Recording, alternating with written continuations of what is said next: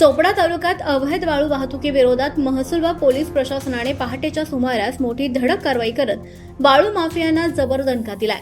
दिनांक 15 जून रोजी मध्यरात्रीनंतर पहाटे सुमारे 2 वाजता प्रांताधिकारी मयूर भंगाळे यांनी स्वतः रस्त्यावरून उतरून दिनांक 15 जून रोजी मध्यरात्रीनंतर पहाटे सुमारे 2 वाजता प्रांताधिकारी मयूर भंगाळे यांनी स्वतः रस्त्यावर उतरून यावल रस्ता आणि गरताड रस्ता परिसरात विशेष मोहीम राबवली। या कारवाईत अवैधरित्या वाळूची वाहतूक करणारे 2 डंपर ताब्यात घेण्यात आले।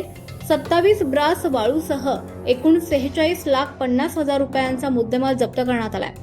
मिळालेल्या गुप्त माहितीनुसार संबंधित मार्गावरून मोठ्या प्रमाणात अवैध वाळू वाहतूक सुरू असल्याची माहिती प्रशासनाला प्राप्त झाली आहे। त्यानुसार प्रांताधिकारी मयूर भंगाळे यांनी तात्काळ महसूल विभागाचे पथक आणि चोपडा शहर पोलीस स्टेशनच्या अधिकारी व कर्मचाऱ्यांच्या सहकार्याने संयुक्त कारवाई सुरू केली।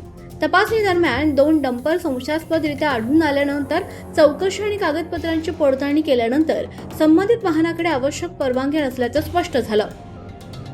यानंतर प्रशासनाने दोन्ही डंपरांसह वाळूचा साठा जप्त करून संबंधितांविरुद्ध कायदेशीर कारवाईची प्रक्रिया सुरू केली आहे। या कारवाईमुळे अवैध वाळू वाहतूक करणाऱ्यांमध्ये एकच खळबळ उडाली असून महसूल विभागाच्या कठोर भूमिकेची पुन्हा एकदा प्रचिती आली आहे। विशेष म्हणजे बहुतांश चोपडा महसूल अधिकारी विश्रांतीत असताना प्रांताधिकारी मयूर भंगाळे यांनी स्वतः घटनास्थळी उपस्थित राहून संपूर्ण कारवाईचे नेतृत्व केले।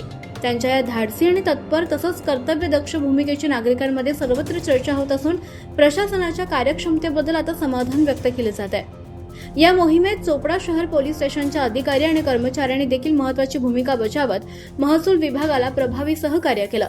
महसूल आणि पोलीस विभागाच्या संयुक्त कारवाईमुळे अवैध वाळू माफियांमध्ये भीतीचं वातावरण निर्माण झालं असून भविष्यात अशा कारवायांची तीव्रता आणखी वाढण्याची शक्यता व्यक्त केली जाते। प्रांताधिकारी मयूर भंगाळे यांनी यावेळी स्पष्ट इशारा देत सांगितलं की अवैध वाळू उत्खनन आणि वाहतूक कोणत्याही परिस्थितीत सहन केली जाणार नाही। शासनाचा महसूल बुडवणाऱ्या तसेच पर्यावरणाची हानी करणाऱ्यांविरुद्ध यापुढे देखील कठोर आणि सातत्यपूर्ण कारवाई केली जाईल।